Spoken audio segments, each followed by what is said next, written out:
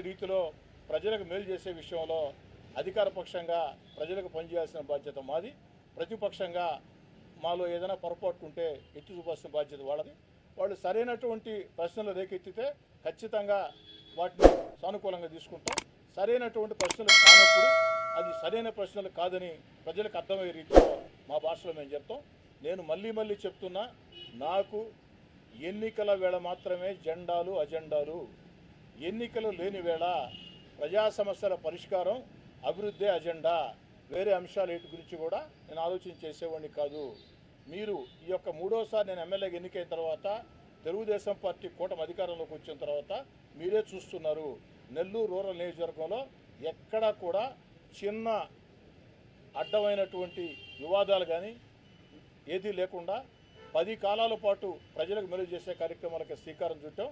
మీ కోటమిరెడ్డి శ్రీధర్రెడ్డిగా, మీ స్నేహితుడిగా అదే పందా కొనసాగుతుంది. రాజకీయ విమర్శలకి ఖచ్చితంగా ప్రతి విమర్శలు ఉంటాయి. అది అవతల వాళ్ళు ఏ విధంగా మాట్లాడితే యువతల వాళ్ళు దానికి సమాధానం ఇస్తారు.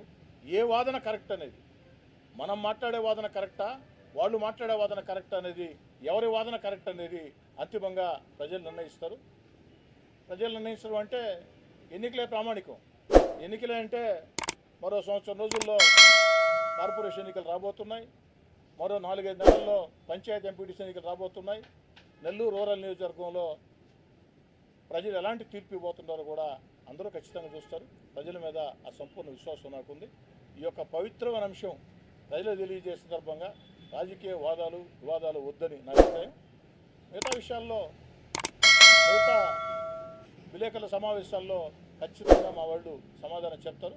లేదు ఒకవేళ నేనే సమాధానం చెప్పాల్సిన పరిస్థితి వచ్చింది, ఖచ్చితంగా నేను కూడా సమాధానం చెప్తాను.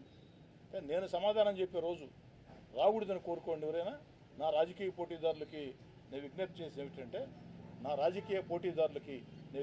ఏమిటంటే నేను సమాధానం చెప్పాల్సిన పరిస్థితి రాకూడదని కోరుకోండి.